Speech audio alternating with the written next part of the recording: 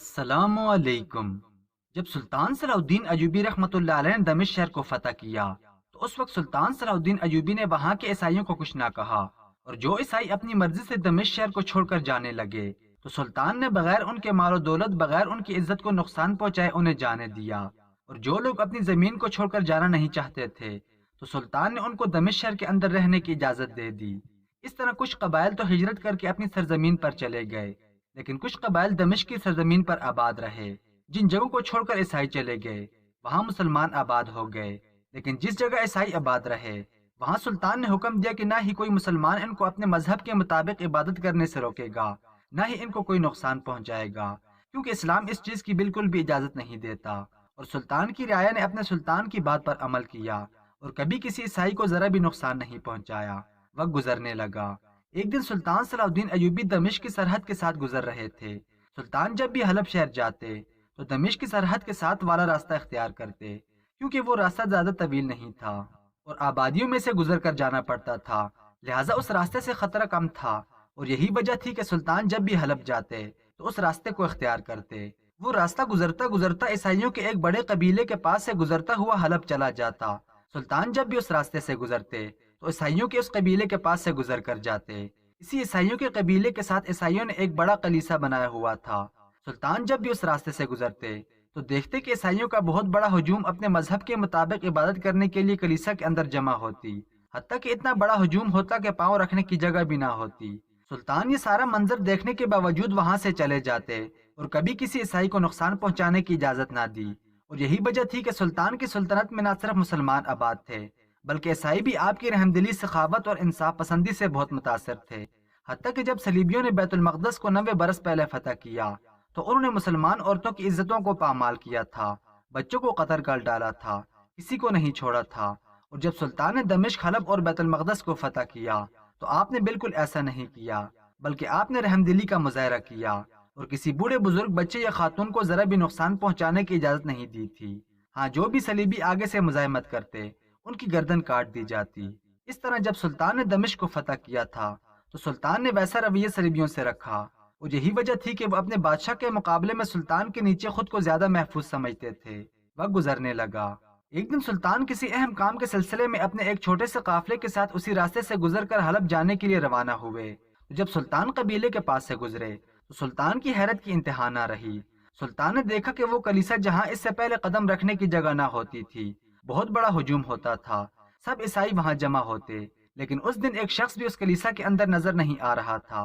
وہ کلیسا ایسے ویران پڑا تھا جیسے 100 سال تک اس کلیسا کے اندر کسی نے قدم نہ رکھا ہو۔ یہ دیکھ کر سلطان بڑے حیران ہو گئے اور سوچنے لگے کہ آخر ماجرا کیا ہے۔ سلطان نے اپنے سپاہیوں سے پوچھا، آج ان عیسائیوں کو کیا ہو گیا ہے؟ ان کا کلیسا ویران کیوں پڑا ہے؟ تو اتنے میں ایک سپاہی نے کہا، حضور، کہیں ایسا تو نہیں ہو گیا کہ یہ سارا قبیلہ آپ کی رحمدلی، آپ کی انصاف پسندی اور آپ کی سخاوت کی وجہ سے مسلمان ہو گیا ہو؟ سلطان نے کہا، نہیں، مجھے ایسا نہیں لگتا، اگر ایسا ہوتا تو اس کلیسے کی جگہ مسجد ہوتی۔ سلطان کے سپاہی سوچنے لگ گئے کہ آخر ماجرا کیا ہے۔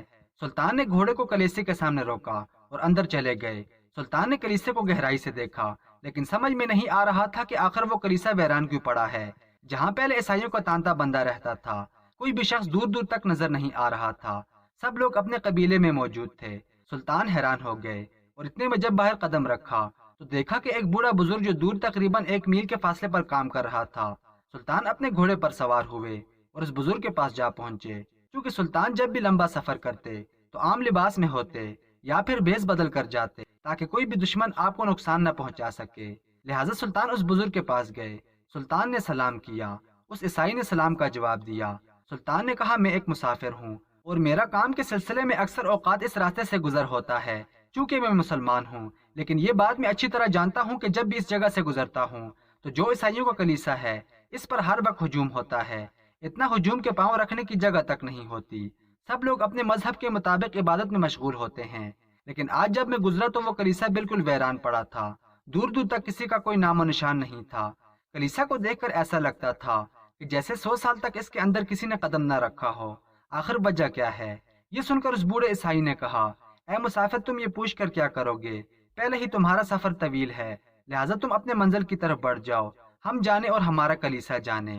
یہ سن کر سلطان نے کہا، میں جاننا چاہتا ہوں کہ آخر کوئی تو وجہ ہوگی، اگر آپ اس کی وجہ بتا سکتے ہیں تو میں آپ کا بڑا مشکور ہوں گا۔ بوڑھے بزرگ نے کہا، اے مسافر، اگر تم اتنا اصرار کر ہی رہے ہو تو پھر میں تمہیں بتا ہی دیتا ہوں۔ آج سے تقریباً 1 مہینہ پہلے ہمارا پادری اور ہمارا عیسائی اس کلیسا کے اندر عبادت کر رہے تھے۔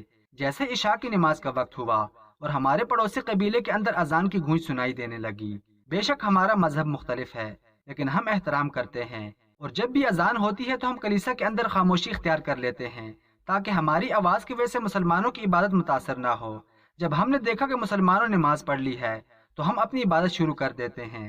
لیکن چند ہی لمحے گزرے تھے کہ کلیسا کے اندر اندھیرا چھا گیا، دیے بجھ گئے، چند دیے جلتے رہے، اور اچانک ایک شیطان نمودار ہوا۔ شیطان بڑی ہی ڈراؤنی شکل میں رونما ہوا تھا۔ اس کے چہرے پر اتنی جھریاں تھی کہ ایسا لگ رہا تھا کہ یہ کوئی 100 سال بوڑھا ہے۔ اس کے ناخن خنجروں سے بھی زیادہ لمبے تھے، اس کے پاؤں کی انگلیاں تلوار سے بھی زیادہ لمبی تھیں، اس کے بال اتنے بڑے تھے کہ اس سے ایک گھوڑے کو باندھا جا سکتا تھا، اور اتنی ڈراؤنی شکل والا شیطان ہم نے اپنی زندگی میں کبھی نہیں دیکھا تھا۔ وہ شیطان نمودار ہوا اور اس نے اپنے تیز ناخنوں سے پادری کی گردن کاٹ دی، اور پادری وہیں تڑپ تڑپ کر مر گیا۔ باقی لوگ اسے دیکھ کر تھر تھر کانپنے لگے، سب لوگ اپنی جان بچانے کی خاطر بھاگنے لگے۔ تو اتنے میں اس نے کہا، تمہارا مذہب کہاں گیا جس کی تم عبادت کرتے تھے؟ بتاؤ، کیا وہ تمہیں بچانے کے لیے نہیں آیا؟ سارے عیسائی ڈر کر بھاگ رہے تھے۔ اسی بھگدڑ میں اس شیطان نے چند عیسائیوں کو زخمی کر دیا، اور چند بھاگنے میں کامیاب ہو گئے، اور چند کو اس نے بری طرح زخمی کر دیا۔ اس کے بعد اس شیطان نے زوردار آواز لگائی اور کہا، اے عیسائیوں، اگر تمہیں تمہاری جان پیاری ہے تو آج کے بعد اس کلیسا کے اندر قدم بھی نہیں رکھنا، ورنہ میں تم سب کو مار دوں گا، کیونکہ اب اس کلیسا پر میرا قبضہ ہے اور اب میں ہی اس کے اندر رہوں گا۔ کوئی بھی عیسائی اس کے قریب بھی آیا تو وہ اپنی جان سے دھو بیٹھے گا۔ اے مسافر، یہ بات سن کر سارے عیسائی ڈر گئے، سب لوگ اپنے اپنے خیموں میں بھاگ گئے اور چھپ گئے، اور اس دن سے تقریباً 1 مہینہ گزر گیا ہے۔ رات کے وقت اس کلیسا سے خوفناک آوازیں آتی ہیں، لیکن ڈر کی وجہ سے دن کے وقت بھی اس کلیسا سے لوگ میل میل دور رہتے ہیں، کیونکہ سب جانتے ہیں کہ جو بھی اس کلیسا کے قریب سے بھی گیا وہ اپنی جان سے ہاتھ دھو بیٹھے گا۔ یہ سن کر سلطان حیران ہو گئے اور کہا، چاہے مسجد ہو یا چاہے کلیسا ہو یا چاہے مندر ہو، شیطان کبھی قبضہ نہیں کرتا، نہ ہی شیطان کا یہ کام ہے۔ شیطان کا کام تو ورغلانا ہے، یہ کوئی بہت بڑا منصوبہ ہے۔ سلطان یہ سب کچھ دل میں سوچ رہے تھے۔ اتنے میں اس بوڑھے عیسائی نے کہا، اے مسافر، اب بتاؤ تم کیا کر سکتے ہو؟ سلطان نے کہا، اگر میں نے اس شیطان کو مار بگایا تو مجھے اس کے بدلے میں کیا ملے گا؟ اس عیسائی نے کہا، اس قبیلے کے جتنے بھی لوگ ہیں وہ مجھے اپنا سردار مانتے ہیں، حالانکہ میں اس قبیلے کا سردار نہیں ہوں۔ اگر انہیں میں کہوں کہ تم الٹے قدم چلو تو وہ چلنا شروع ہو جائیں گے۔ وہ میری اطاعت کرتے ہیں اور میں بھی ان کے حق میں کبھی کوئی غلط فیصلہ نہیں کرتا، لیکن میں آپ سے وعدہ کرتا ہوں کہ اگر تم نے اس شیطان کو مار بگایا تو تمہاری جو بھی خواہش ہوگی وہ پوری کی جائے گی۔ سلطان نے کہا، ٹھیک ہے، لیکن سلطان نے ابھی تک اس بوڑھے پر یہ بات واضح نہیں ہونے دی تھی کہ اس کے سامنے کھڑا عام سے لباس میں ملبوس اس سلطنت کا سلطان صلاح الدین ایوبی ہے۔ سلطان نے اپنے سپاہیوں کو اشارتاً کہا، تم محل چلے جاؤ، میں کل پہنچ جاؤں گا۔ سپاہیوں نے کہا، ہم آپ کو کیسے اکیلا چھوڑ سکتے ہیں؟ سلطان نے کہا، یہ میرا حکم ہے، تم سب چلے جاؤ۔ یہ سن کر سپاہی گھوڑے پر سوار ہوئے اور وہاں سے روانہ ہو گئے۔ تو اس بوڑھے عیسائی نے کہا، تم نے اپنے ساتھیوں کو بھی بھیج دیا، تم اپنی جان اکیلے خطرے میں کیوں ڈالنا چاہتے ہو؟ اس نے سینکڑوں عیسائیوں کو مار ڈالا ہے تو وہ تمہیں کیا خاک چھوڑے گا؟ تم اپنی جان کو کیوں داؤ پہ لگا رہے ہو؟ تم ایک صحت مند نوجوان ہو اور اپنی جوانی پر رحم کھاؤ۔ یہ سن کر سلطان نے کہا، بس تم اپنی بات پر قائم رہنا، میں یہ کام کر کے دکھاؤں گا۔ پھر سلطان نے پوچھا، کیا وہ شیطان عشاء کی نماز کے بعد آتا ہے؟ اس نے کہا، جی ہاں حضور، جب وہ پہلی دفعہ آیا تھا اس وقت بھی عشاء کی نماز کا وقت تھا۔ اس کے بعد جب بھی آوازیں آتی ہیں عشاء کی نماز کے بعد ہی آتی ہیں، لیکن کوئی نہیں جانتا کیونکہ اس دن سے کسی نے اس کلیسا پر قدم بھی نہیں رکھا۔ یہ سن کر سلطان گھوڑے پر سوار ہوئے اور پڑوسی قبیلے کے سردار کے پاس چلے گئے۔ جب اس سردار کو خبر ملی کہ ہمارے پاس وقت کا سلطان آ رہا ہے تو اس نے سلطان کا بھرپور استقبال کیا، لیکن اس نے اپنے قبیلے کے لوگوں کو یہ پتہ نہ چلنے دیا کہ ان کے درمیان آج خیمے میں وقت کا سلطان ہے۔ سلطان نے شام کا کھانا کھایا۔ اس کے بعد جیسے ہی عشاء کی نماز کا وقت ہوا، سلطان نے وضو کیا، نماز ادا کی اور اس کے بعد وہاں سے چلنے لگے۔ سلطان سردار کو بتا چکے تھے کہ آخر یہاں رکنے کا میرا منصوبہ کیا ہے۔ سلطان کو سردار نے کہا، حضور آپ اپنی جان خطرے میں نہ ڈالیں، میں آپ کے ساتھ چلتا ہوں۔ سلطان نے کہا، نہیں، میں نے یہ کام اکیلے کرنے کا وعدہ کیا ہے اور میں اکیلا ہی کروں گا۔ اب سلطان اکیلے اپنی میان میں تلوار ڈالے چل پڑے۔ اس قبیلے کے اندر کوئی نہیں جانتا تھا کہ آج رات کیا ہونے والا ہے، یہ بات صرف وہ بوڑھا بزرگ جانتا تھا۔ اگلی صبح ہوئی، سب لوگ کلیسا کے دروازے پر جمع تھے اور وہ سارا منظر دیکھ کر حیران تھے۔ اس بوڑھے بزرگ کے کہنے پر لوگ وہاں پہنچے تو انہوں نے جو منظر دیکھا ان کے ہوش اڑ گئے۔ انہوں نے دیکھا کہ ایک بڑا سا آدمی جس کے جسم پر بہت بڑا زخم لگا ہوا تھا اور وہ जख्म की दर्द की वजह से तड़प रहा था और उसकी गर्दन पर पांव रखे वो मुसाफिर खड़ा था। ये मंजर देखकर सब लोग डर गए और कहा, ए मुसाफिर, ये तुमने क्या किया? ये शैतान है या कोई और बला है जिसे देखकर भी खौफ आता है? सुल्तान ने कहा, ये खुद तुम्हें बताएगा। इसके बाद सुल्तान ने उस शैतान नामी इंसान को उठाया और पूछा, बताओ तुम कौन हो और तुम्हारा इरादा क्या था?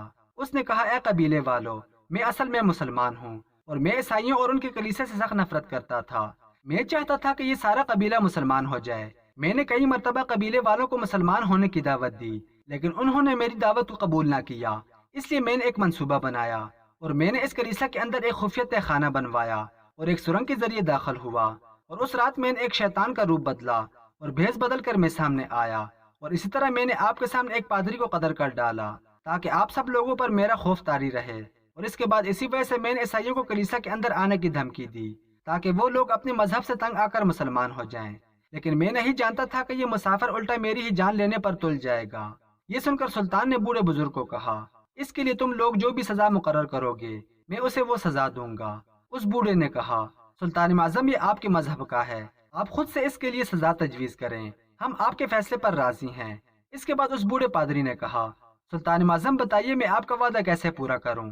आपकी क्या ख्वाहिश है? तो सुल्तान ने कहा, बाबा जी, जिस तरह आपने कहा था कि आप मेरी ख्वाहिश पूरी करेंगे और मेरी यही ख्वाहिश है कि तुम्हारा सारा कबीला मुसलमान हो जाए।